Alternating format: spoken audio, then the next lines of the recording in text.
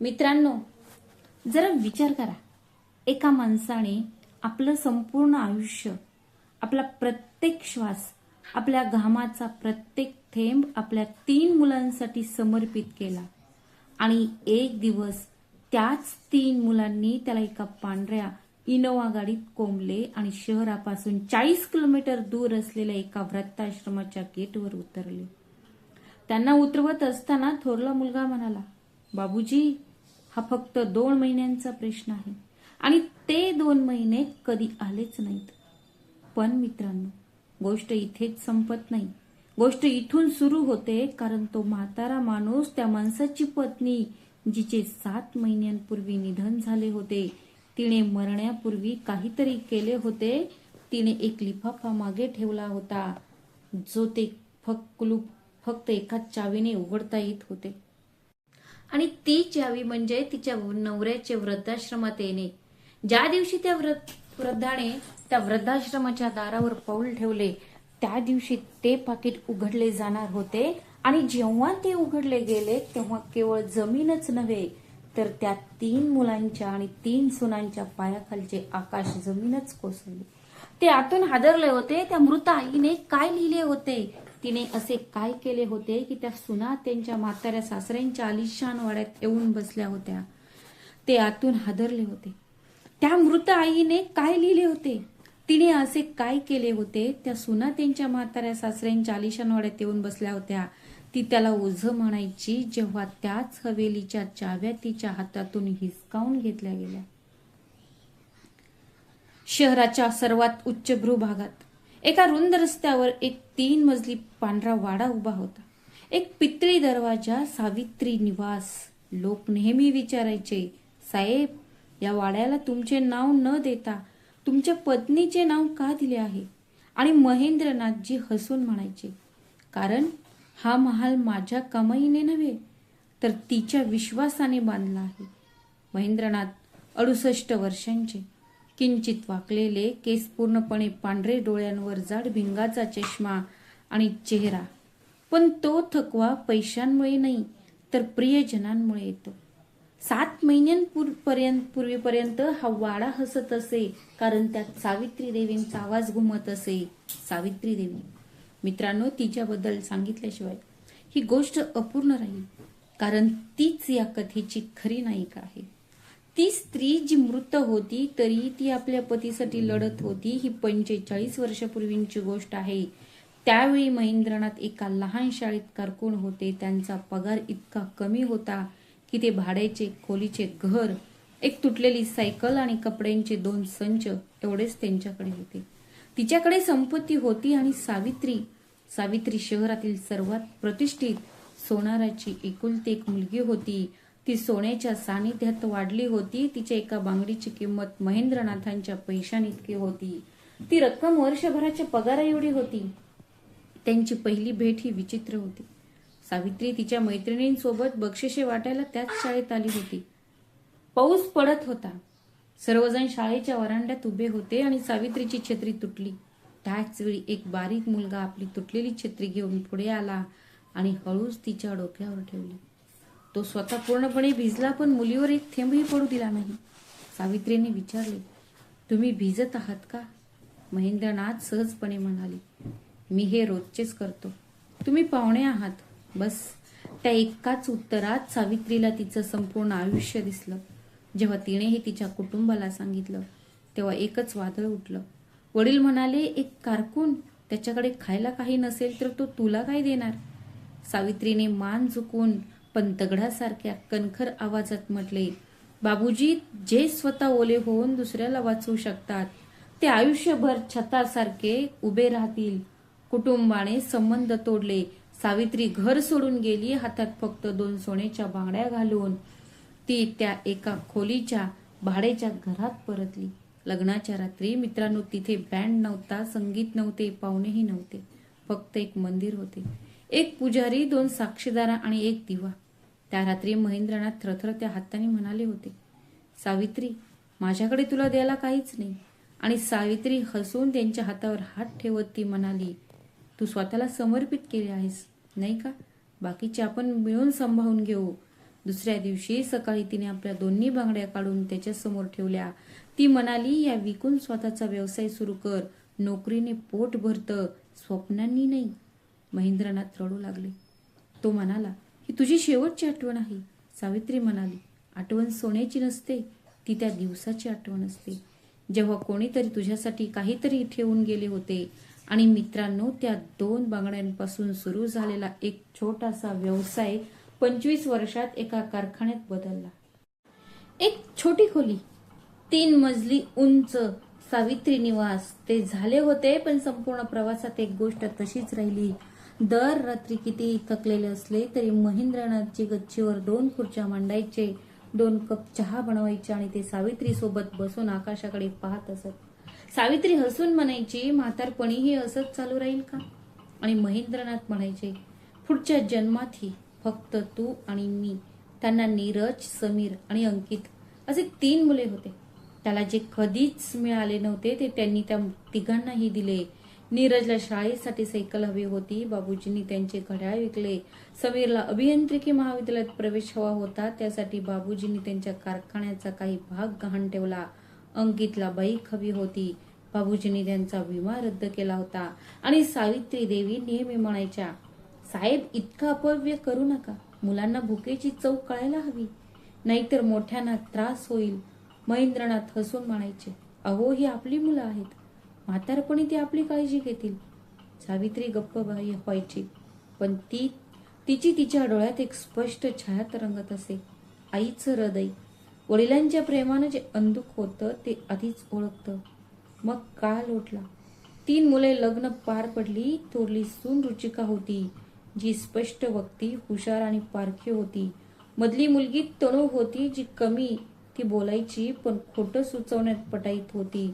आणि धाकटी बहीण मीनलला मोठ्या घराची आवड होती आणि ती आपल्या सासरच्या लोकांना प्रतिष्ठेचं प्रतीक मानायची.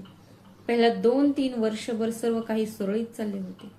सावित्री देवी घराचा केंद्रबिंदू होत्या, त्यांच्याशिवाय कोणीही मोठ्याने बोलू शकत नव्हते. मग एके दिवशी अचानक सावित्री देवींची प्रकृती अधिकच खालावली. डॉक्टरांनी त्यांची तपासणी केली आणि महेंद्रनाथ त्यांना एका वेगळ्या खोलीत बोलावून म्हणाले, फारसा वेळ उरलेला नाही, 6 महिने, कदाचित त्याहूनही कमी. महेंद्रनाथ त्या दिवशी हॉस्पिटलच्या कॉरिडॉरमध्ये भिंतीला धरून बसले होते. आयुष्यात कधीही हार न मानलेला तो माणूस त्या दिवशी लहान मुलासारखा रडला. पण सावित्री देवी, मित्रांनो, तिच्या डोळ्यातून एकही अश्रू आला नाही. तिने फक्त आपल्या पतीचा हात धरला आणि म्हणाली, रडू नका साहेब, माझ्याकडे वेळ कमी आहे आणि करायला खूप काही आहे. होय, महेंद्रनाथांनी विचारले, कोणत्या प्रकारचे काम? सावित्री हळू आवाजात म्हणाली, मी मरण पावण्यापूर्वी मला तुमच्या म्हातारपणाची व्यवस्था करायची आहे. महेंद्रनाथ हसले, वेडी पोरगी, मला 3 मुले आहेत. आणि मग सावित्री देवी असे काहीतरी म्हणाल्या, ज्यापुढे हे संपूर्ण प्रकरणच उलटे पालटे होणार होते. त्या म्हणाल्या, हो, मुले तोपर्यंतच राहतात जोपर्यंत वडिलांच्या हातात त्यांच्या आयुष्याच्या शेवटपर्यंत चावी राहते. ज्या दिवशी चावी हरवते त्या दिवशी वडील ओझे बनतात. मी तुमच्यापेक्षा हे जग अधिक पाहिले आहे. महेंद्रनाथजींना त्या दिवशी हे जाणवले. त्यांना खूप दुःख झाले. ते रागाने खोलीतून बाहेर निघून गेले. पण सावित्री देवीने आपले काम सुरूच ठेवले. पुढील 4 महिने त्यांनी आजाराशी झुंज दिली. तिचे शरीर क्षीण होत असताना त्या स्त्रीने गुपचूप असे काहीतरी केले होते जे कोणाच्याही लक्षात आले नाही. आणि मित्रांनो, तेच काहीतरी या कथेचे मुख्य सूत्र आहे. हा सर्वात मोठा गौप्यस्फोट आहे, पण मी तो आता उघड करणार नाही. आधी त्या 3 मुलांनी त्यांच्या वडिलांसोबत काय केले ते तुम्हाला पाहावे लागेल, नाहीतर तो गौप्यस्फोट उघड होईल. खरी मजा तर येणार नाही. सावित्री देवी निघून गेल्या. एका थंडगार सकाळी शांतपणे आपल्या पतीचा हात धरून आपल्या अखेरच्या क्षणी त्यांनी महेंद्रनाथजींच्या कानात कुजबुजले. ती फक्त एकच गोष्ट म्हणाली, साहेब, जर कधी असा दिवस आला की हे घर तुम्हाला परकं वाटू लागलं तर भांडू नका, शांतपणे निघून जा.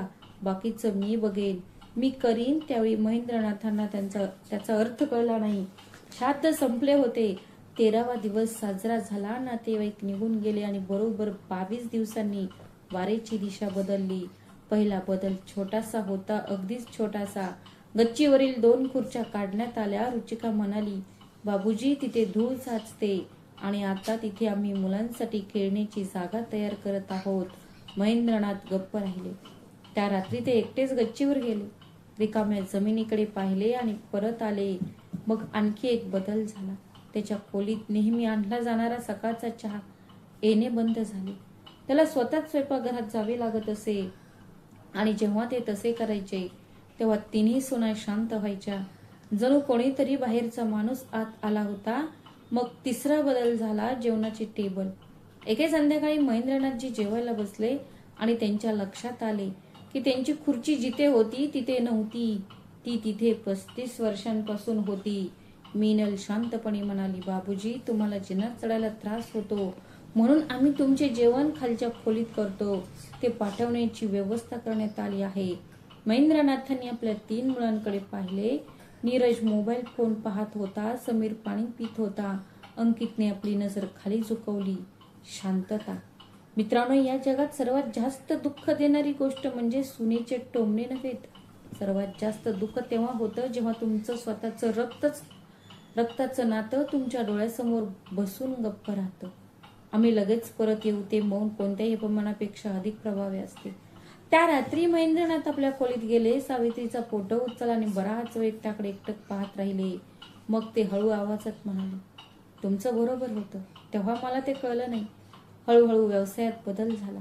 नीरजने कारखान्याचं सगळं काम हाती घेतलं. समीर बँकेची कागदपत्रे सांभाळत असे. अंकित सामान सांभाळत असे. त्या तिघांनाही एकाच गोष्टीची चिंता होती. एके संध्याकाळी तिन्ही भाऊ दिवाणखान्यात बसले होते. रुचिका चहा पित होती. ती चहा ठेवत म्हणाली, मी काही बोलू का? काही हरकत नाही. ही सगळी मालमत्ता, हा वाडा, हा कारखाना आजही कागदोपत्री कोणाच्या नावावर आहे? समीर म्हणाला, बाबूजी. रुचिका मंदपणे हसली. ती म्हणाली, म्हणजे आम्ही तिघीजणी रात्रंदिवस मेहनत करतो आणि मालक दुसरंच कोणीतरी आहे. उद्या बाबूजी ते कुठल्या तरी मंदिरात हस्तांतरित करतील. मग काय, की कोणत्या तरी नोकराच्या नावावर. म्हाताऱ्या माणसाचं मन कधी बदलतील याची काही खात्री नसते. तनुने हळूच आगीत तेल ओतले आणि वहिनी, बाबूजी रात्रंदिवस आईच्या फोटोकडे बघतच असतात. उद्या कोणीतरी म्हणेल की तो मानसिकदृष्ट्या अस्थिर आहे. मग मालमत्तेचा प्रश्न आणखीनच गुंतागुंतीचा होईल. मीनल कठोरपणे म्हणाली, आणि खरं सांगायचं तर मी त्यांची काळजी घेऊ शकत नाही. औषध, खोकला, रात्री जागं होणं, मलाही मुलं आहेत. मी काही नर्स नाही. आणि मित्रांनो, तोच तो क्षण होता. त्या घरात निर्णय आधीच झाला होता. फक्त त्याला शब्द नव्हते. नीरज शेवटी म्हणाला, एक मार्ग आहे, पण तो ऐकल्यावर आरडाओरडा करू नका. तिघेही सुना पुढे झुकल्या. नीरज अगदी शांत आवाजात म्हणाला, चला बाबूजींना काही महिन्यांसाठी चांगल्या वृद्धाश्रमात हलवूया. तिथले डॉक्टर ते त्यांच्याच वयाचे लोक असले पाहिजेत आणि तोपर्यंत आपण ही मालमत्ता आपल्या नावावर हस्तांतरित करून घेऊ. हस्तांतरण झाल्यावर आपण ती परत आणू. रुचिकाचे डोळे चमकले. समीर, आणि जर बाबूजींनी सही करायला नकार दिला तर? नीरजने थोड्या संकोचाने विचारले. बाबूजी आम्हाला नकार देऊ शकत नाही. त्यांना फक्त खात्री करून घ्यायची आहे की आपण हे नाईलाजाने करत आहोत. वडिलांचे हृदय हा सर्वात कमकुवत दुवा असतो. तिथेच आपल्याला हल्ला करायचा आहे. मित्रांनो, जरा विचार करा. ज्या वडिलांनी त्यांना जन्म दिला त्यांच्या कमजोरीवर हल्ला केला करण्याची योजना आखली जात होती. आणि सर्वात भयानक गोष्ट ही होती की त्या तिघांपैकी एकानेही हात वर केला नाही. पुढच्या रविवार संध्याकाळी ते 3 मुले बाबूजी खोलीत आले. महेंद्रनाथजी सावित्रीच्या जुन्या साड्यांपैकी एक साडी स्वतःच्या हाताने घडी घालत होते. ते दर आठवड्याला कसे करत असे. त्यांना वाटायचे की तिचा सुगंध टिकून राहील. आपल्या मुलांना पाहताच त्यांचा चेहरा उजळला. ते म्हणाले, ए बाळा बस, आज आपण तिघेही एकत्र असू. तुझी आई गेल्यापासून आपण असं एकत्र पाहिलंच नव्हतं. ते घडलं. तेही खाली बसले. खोलीत एक विचित्र शांतता पसरली होती. नीरजने घसा साफ करून म्हटले, बाबूजी मला एका महत्वाच्या गोष्टीबद्दल बोलायचं आहे. हो सांगा. बाबूजी, आम्ही तिघे सकाळी निघून जातो आणि रात्री परत येतो.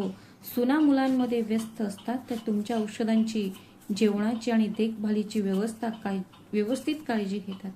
आम्हाला ते सांभाळता येत नाही. महेंद्रनाथजी हळू आवाजात म्हणाले, मुला, मला कोणाचीही काळजी घेण्याची गरज नाही. मी माझी सर्व कामे स्वतःच करतो. मी यापूर्वी कधी कोणालाही काम सांगितले नाही. त्यांनी आपल्या सुनेकडे एक ग्लास पाणी सुद्धा मागितले नाही. नीरजने नजर चुकवत म्हटले, बाबूजी, आम्हाला एक खूप छान जागा सापडली आहे. ती शहरापासून थोडी दूर आहे. आसरा वृद्ध सेवा घर. इथे डॉक्टर, नर्स, बाग, तुमच्या वयाचे लोक आहेत. फक्त काही महिने, जसं काही बरं वाटेल आम्ही तुम्हाला परत आणू. मित्रांनो, त्या क्षणी खोलीत पसरलेली शांतता अवर्णनीय आहे. महेंद्रनाथ बराच वेळ काहीच बोलले नाहीत. ते फक्त एकामागून एक आपल्या तिन्ही मुलांच्या चेहऱ्यांकडे पाहत राहिले. नीरज, ज्याला ते जत्रेत खांद्यावर घेऊन फिरायचे. समीर, ज्याच्या तापाने त्याला रात्रभर जागं राहावं लागायचं. अंकित, जिला त्याने चालायला शिकवलं. आणि आज हे तिघे त्यांना घरातून बाहेर काढण्यासाठी किती सुंदर शब्द वापरत होते. जागा घे, काळजी घे, चांगली जागा. महेंद्रनाथजी थरथर कापत त्यांच्याकडे बघत होते. त्या आवाजाने फक्त एकच प्रश्न विचारला, मुला, मी ओझं झालो आहे का? तिघेही शांत झाले. आणि ती शांतताच उत्तर होती. महेंद्रनाथजींनी एक दीर्घ श्वास घेतला. त्यांच्या डोळ्यात पाणी दाटून आले, पण त्यांनी ते पापण्यांमागे रोखून धरले. कारण मित्रांनो, आपल्या मुलांसमोर रडू न शकणे हेच एका वडिलांचे सर्वात मोठे कौशल्य असते. मग त्याने अगदी शांत आवाजात ते म्हणाले, ठीक आहे बाळा, जर यामुळे तुम्हा तिघांना आनंद मिळत असेल तर माझी काही हरकत नाही. त्यांच्या चेहऱ्यावर दिलासा पसरला. जणू काही त्यांच्या डोक्यावरून एक ओझं उतरलं होतं. ते हे विसरले होते की तो केवळ एक ओझे उतरवत नव्हता, तर तो आपल्या डोक्यावरून छतच काढून टाकत होता. त्या रात्री महेंद्रनाथजींनी आपले सामान बांधले. 2 जोड्या, एक कुर्ता पायजमा, एक घोंगडी, औषधांची पेटी, सावित्रीचा फोटो आणि तीच जुनी साडी. ती नेसून झाल्यावर तो क्षणभर थांबला. त्याने खोलीभर नजर फिरवली. त्याने त्या भिंतीकडे पाहिले जिथे 35 वर्षांपूर्वी त्याने पहिला खिळा ठोकला होता. त्याने त्या खिडकीकडे पाहिले जिथून सावित्री त्यांना दररोज संध्याकाळी येताना पाहत असे. मग त्याने त्या फोटोकडे पाहिले. त्याने तिला उचलले आणि हळू आवाजात म्हणाला, तू मला शांतपणे जायला सांगत होतीस. मी निघतोय. सावित्री, फक्त मला थोडं धैर्य पाठव. दुसऱ्या दिवशी सकाळी गाडी तयार होती. निघण्याची वेळ झाली होती. फक्त एकच जण रडली, कमला. घरकाम करणारी बाई. तिने बाबूजींच्या पाया पडत म्हटले, साहेब, हा अन्याय आहे. मी त्याला सांगेन. महेंद्रनाथजी, त्याने तिच्या डोक्यावर हात ठेवला आणि म्हणाले, कमला, मुलांविरुद्ध काहीही बोलू नकोस. जेव्हा एखादी वाईट व्यक्ती आपल्या मुलांना काही सांगते, तोच एका बापाचा सर्वात मोठा पराभव असतो, ते म्हणाले. आणि त्याची सर्वात लहान नात 7 वर्षांची पिहू धावत आली आणि तिने त्याचे पाय धरले. रडत रडत ती म्हणाली, आजोबा, कृपया जाऊ नका. मी तुमच्यासाठी रोज चहा आणीन. मी तुमच्यासाठी जेवण बनवते. महेंद्रनाथजींनी तिला आपल्या मांडीवर घेतले, तिच्या कपाळाचे चुंबन घेतले आणि म्हणाले, बाळा, आजोबा फिरायला जात आहे. पिहूने विचारले, तुम्ही कधी येणार? बाबूजी त्यांनी आकाशाकडे पाहिले आणि म्हणाले, जेव्हा तुझे वडील बोलावतील. आणि मित्रांनो, एका 7 वर्षाच्या मुलीने विचारलेल्या प्रश्नाचे उत्तर 3 महिने तिथे कोणीच नव्हतं. संपूर्ण प्रवासात गाडीत कोणीच बोललं नाही. महेंद्रनाथजी खिडकीतून बाहेर बघत राहिले. झाडं त्यांच्या समोरून धावत जात होती आणि त्यांच्या अंतर्मनात 45 वर्षे डोळ्यासमोरून सरकत होती. आसरा वृद्धाश्रम. एक मोठे स्वच्छ आवार होते. बाहेर एक बाग होती. आत एक लांब वरांडा होता आणि आम्ही त्या वरांड्यावर बसलो होतो. अनेक वयस्कर लोक दाराकडे बघत कोणाची तरी वाट पाहत होते. आत स्वागत कक्षात शांता दिदी नावाची एक मध्यमवयीन स्त्री बसली होती. ती आश्रमातून आली होती. नीरजने कागदपत्रे पुढे करत म्हटले, त्यांचं नाव महेंद्रनाथ आहे. आम्ही फक्त काही महिन्यांसाठी इथे आलो आहोत. शांता दिदीने कागदपत्रे घेतली. तिने नाव वाचले आणि अचानक तिचा हात थांबला. तिने चष्म्यातून महेंद्रनाथजींकडे पाहिले. मग तिने ते नाव पुन्हा एकदा वाचले. त्यांच्या चेहऱ्याचा रंग बदलला. नीरजने विचारले, काय झाले? काही अडचण आहे का? शांता दिदींनी स्वतःला सावरले.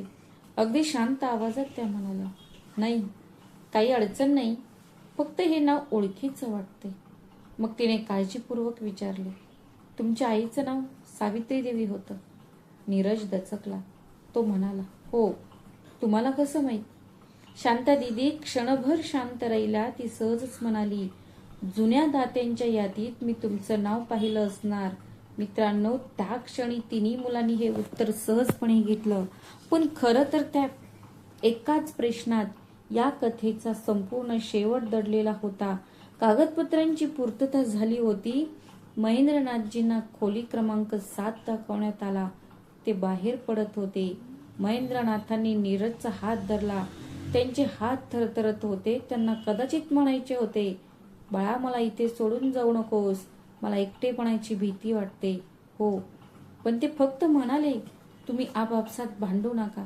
तुम्ही तिघे एकत्र राहा. तुमच्या आईला तेच आवडायचं. नीरजने पटकन तिचा हात सोडवला आणि म्हणाली, बाबूजी, आम्ही परत येऊ. आणि मग ते तिघेही घाईघाईने बाहेर पडले. जणू काही पळून जाण्याचा प्रयत्न करत होते. जणू काही त्यांच्या मागे एक आरसा होता जो त्यांचेच प्रतिबिंब दाखवत होता. खरा चेहरा समोर येईल. महेंद्रनाथजी दारात उभे होते.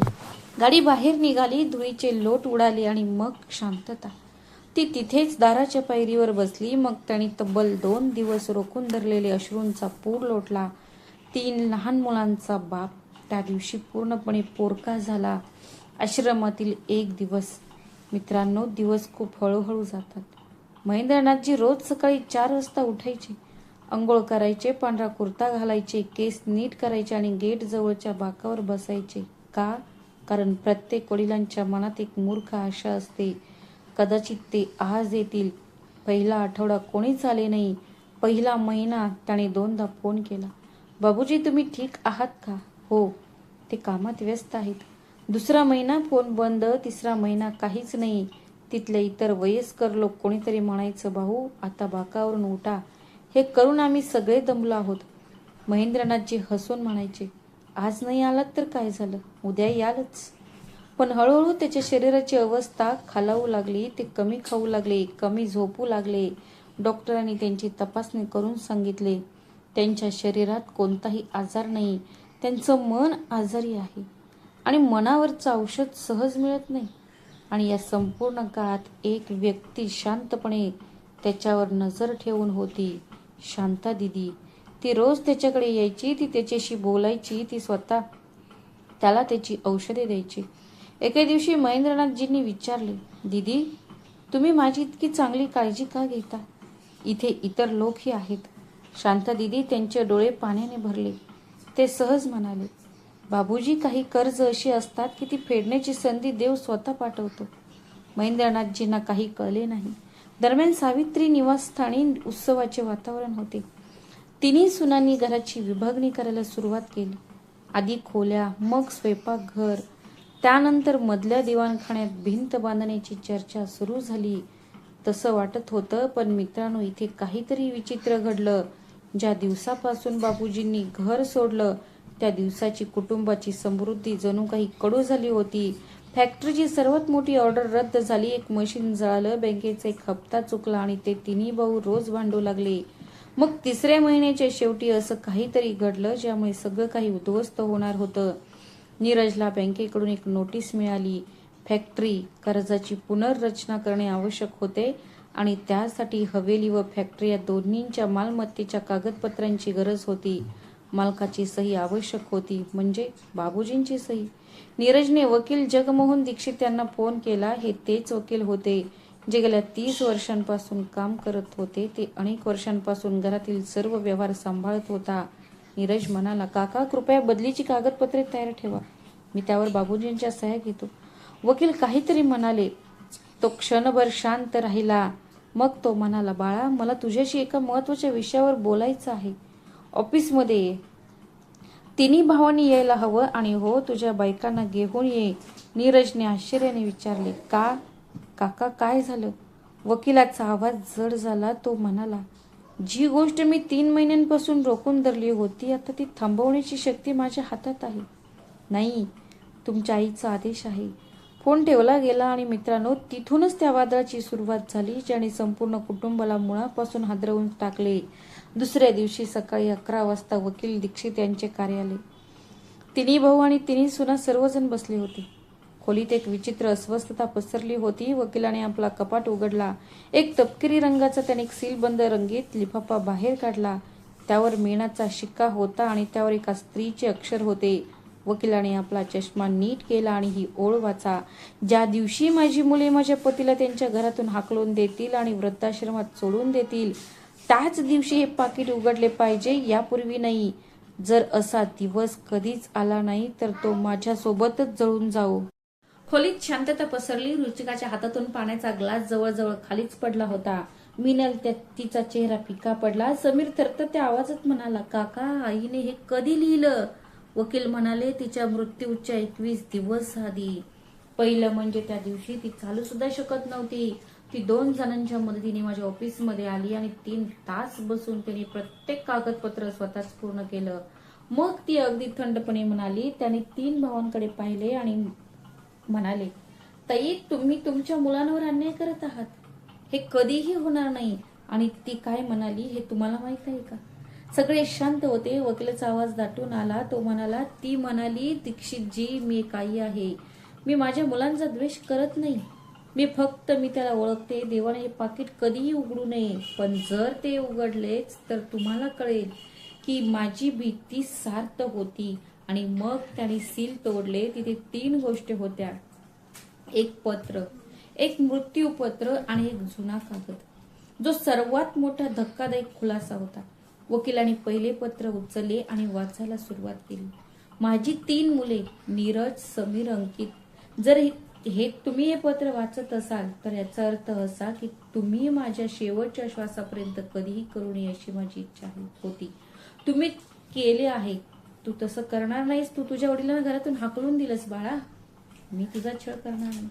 मी तुझी आई आहे. मी तुझा छळ करू शकत नाही. पण मी तुला एक असं सत्य सांगेन जे तू कधीही विसरता कामा नये. माझ्या वडिलांनी माझ्यावर शपथ घेतली आणि आजपर्यंत ती लपवून ठेवली. हा वाडा, हा कारखाना, हा पैसा, हे तुझ्या वडिलांच्या कष्टाचे फळ नाही तर त्यांच्या त्यागाचे फळ आहे. ज्या दिवशी मी माझ्या बांगड्या काढून त्यांना दिल्या, त्या दिवशी त्यांनी मला एक वचन दिले होते. त्यांनी हे घर अशा प्रकारे बांधण्याचे वचन दिले होते की माझ्या वडिलांची कधीही मान खाली जाणार नाही. आणि त्याने आपले वचन पाळले. 3 वर्ष दिवसाचे 16 तास काम करून, तीच चप्पल घालून, आपल्या मुलांच्या शाळेची फी भरण्यासाठी स्वतःचं रक्त विकून. होय बाळा, तुझ्या वडिलांनी तुझ्या मोठ्या भावाची, नीरजची शाळेची फी त्यांनी रक्तपेढीत अनेक वेळा रक्तदान केले होते आणि मिळालेल्या पैशातून शुल्क भरले होते. त्यांनी मला हे 10 वर्षानंतर सांगितले आणि आज तुम्ही त्याच माणसाला ओझे म्हटले आहे. ती म्हणाली, बाळा, मला आयुष्यात फक्त एकच गोष्टीची भीती वाटली आहे, पैशांची. कारण मी माझ्या घरात पाहिलंय की पैसा कसा भावांना शत्रू बनवू शकतो. त्यांच्या मृत्यूपूर्वी त्यांनी एक निर्णय घेतला होता आणि तो निर्णय आता तुमच्या समोर आहे. वकिलाने ते पत्र खाली ठेवले आणि मृत्यूपत्र उचलले. आणि मित्रांनो, त्या मृत्यूपत्रातील अगदी पहिलेच कलम, त्या वाक्याने खोलीतील 6 जणांच्या अंगावर काटा आला.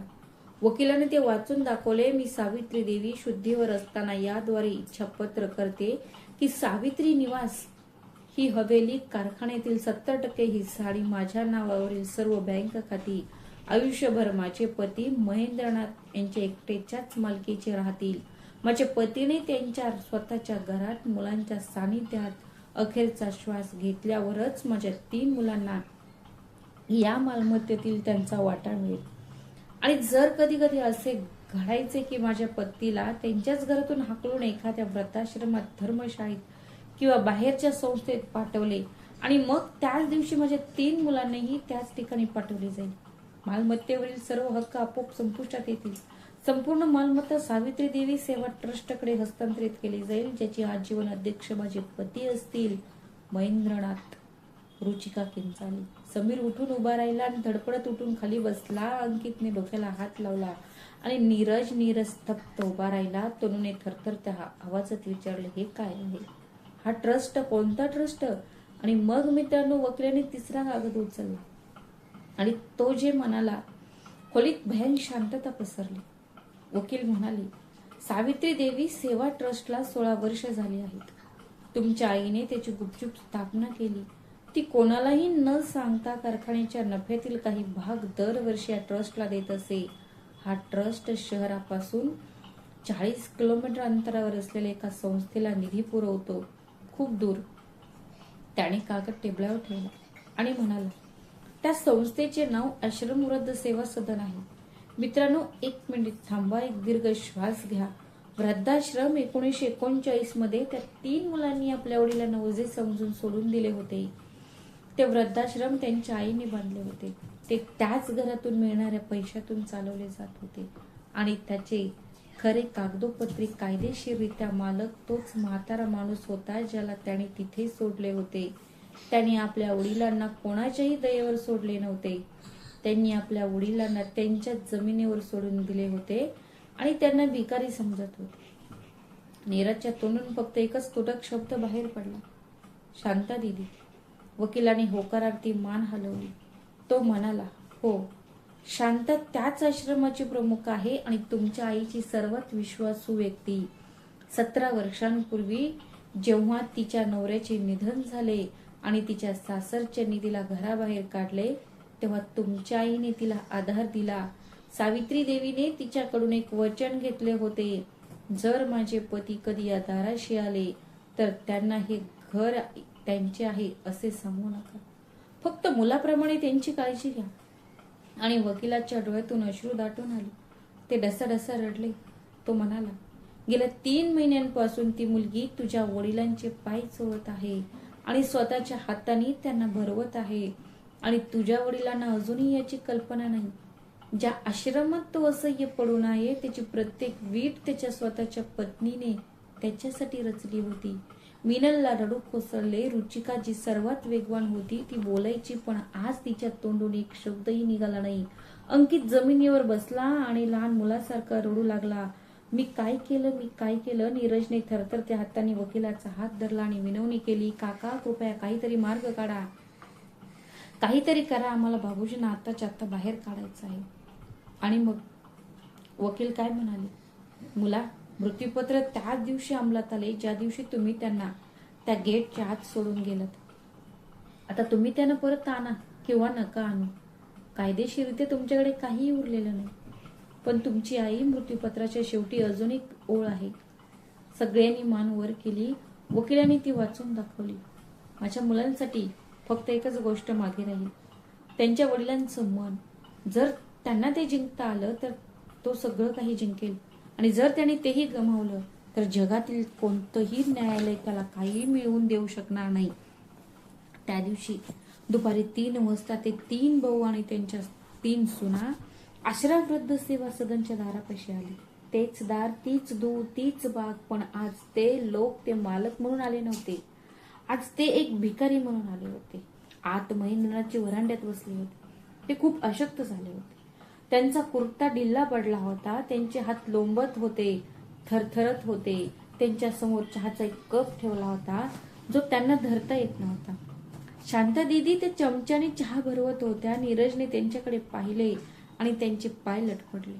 तो खाली पडला आणि गुडघ्यांवर रांगत वडिलांच्या पायांपर्यंत गेला. बाबूजी, महेंद्रनाथांनी तो आवाज ऐकला.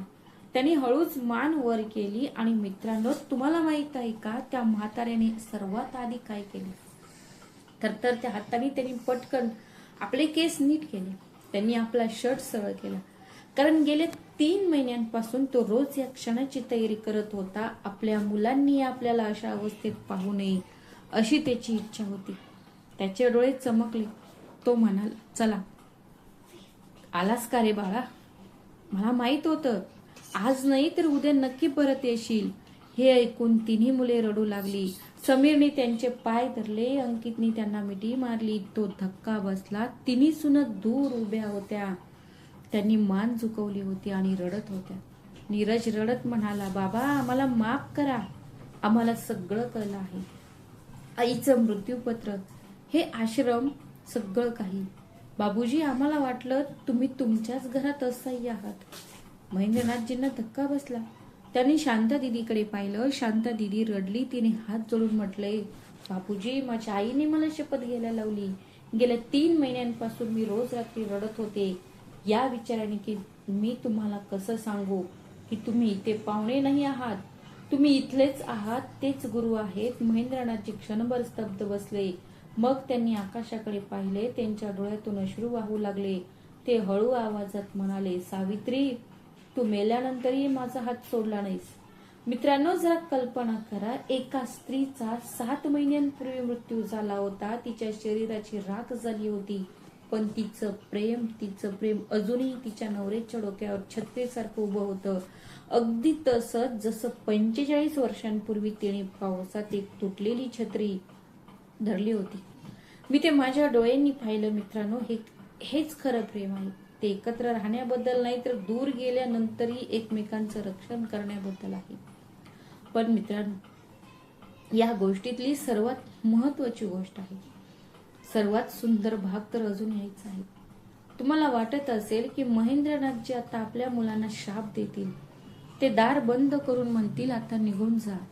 पण नाही, महेंद्रनाथनी थरथरत्या हातांनी नीरजचे डोके वर उचलले आणि म्हणाले, बाळा, तुझ्या आईने हे सर्व मला शिक्षा देण्यासाठी केले नाही, तिने मला हे वाचवण्यासाठी केले. मी हे तुमच्यासाठी बनवले आहे आणि आता मी याचा उपयोग तुम्हाला वाचवण्यासाठी करीन.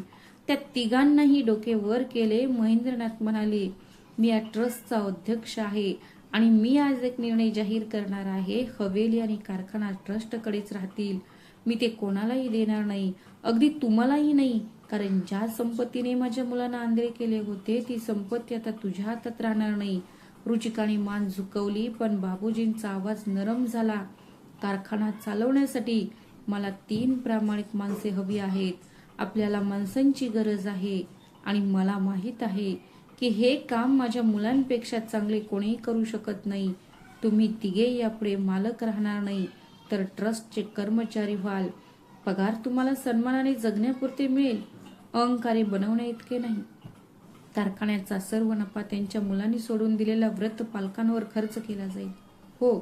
आणि मग त्यांनी आपल्या 3 सुनांकडे पाहिले आणि म्हणाले, आणि तुम्ही 3 मुली, मी तुम्हालाही एक जबाबदारी देईन. या आश्रमात 60 वृद्ध माणसे आहेत. आठवड्यातून 3 दिवस तुम्ही इथे याल. तुम्ही त्यांच्यासाठी जेवण बनवाल, तुम्ही त्यांचे केस विंचराल, तुम्ही त्यांना औषध द्याल. शिक्षा म्हणून नाही, तर यासाठी की ज्याला तुम्ही ओझे समजत होता, मी तुम्हाला सांगितलं होतं हे ओझं नाही, हे छप्पर आहे. आणि जेव्हा तुम्ही म्हातारे व्हाल तेव्हा हा धडा तुम्हाला उपयोगी पडेल. 3 सुना रडत रडत त्यांच्या पाया पडल्या. मीनल रडत रडत म्हणाली, बाबूजी, आम्ही राक्षस होतो, कृपया आम्हाला माफ करा. आणि महेंद्रनाथजी तेच म्हणाले जे प्रत्येक पालकाला वाटतं. ते म्हणाले, मुली, ज्या दिवशी तू माझी खुर्ची काढलीस त्या दिवशी मी तुला माफ केलं. वडिलांचे हृदय न्यायालय नसते, ते एक मंदिर असते. जिथे शिक्षा नसते, तिथं फक्त प्रेम असतं. प्रतीक्षा करावी लागेल. 1 वर्ष उलटून गेले. मित्रांनो, सावित्री निवास आता हा वाडा राहिलेला नाही. आता प्रवेशद्वारावर एक नवीन फलक लावला आहे, ज्यावर सावित्री देवी सेवा सदन असे लिहिले आहे. वाड्याच्या सभागृहात जिथे एकेकाळी फाळणीवर चर्चा व्हायची, तिथे आता 50 वृद्ध माणसे एकत्र बसून जेवतात. नीरज, समीर आणि अंकित आता सकाळी 7 वाजता उठतात. ते सकाळी 7 वाजता कारखान्यात जातात आणि रात्री 9 वाजता परत येतात. 3 कुटुंबे पहिल्यांदाच भिंतीशिवाय एका साध्या भाड्याच्या घरात राहतात. रुचिका, तोनू आणि मीनल प्रत्येक मंगळवार, गुरुवार आणि रविवार आश्रमात असते. आणि सर्वात महत्वाचं म्हणजे ती आता तिथे कर्तव्य म्हणून जात नाही, आता तिला ते आवडतं. महेंद्रनाथजी आता त्याच आश्रमात राहतात. त्यांच्या मुलांनी त्यांना सोबत येण्याचा आग्रह धरला, पण ते म्हणाले, मुला, हे माझ्या सावित्रीचं घर आहे. तिने एक घर बांधलं आहे. इथली प्रत्येक भिंत तिचा श्वास घेते. मी इथेच राहणार. फक्त तू दररोज संध्याकाळी ये. आणि आता दररोज संध्याकाळी बरोबर 6 वाजता 3 मुले, सुना आणि सगळे जण नातवंडे आश्रमाला भेट देतात.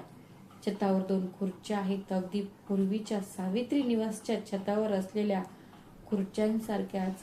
महेंद्रनाथजी बसतात आणि दुसरी खुर्ची नेहमी रिकामी असते. त्यावर सावित्री देवींचा फोटो आहे आणि तिच्या समोर चहाचा कप ठेवलेला आहे.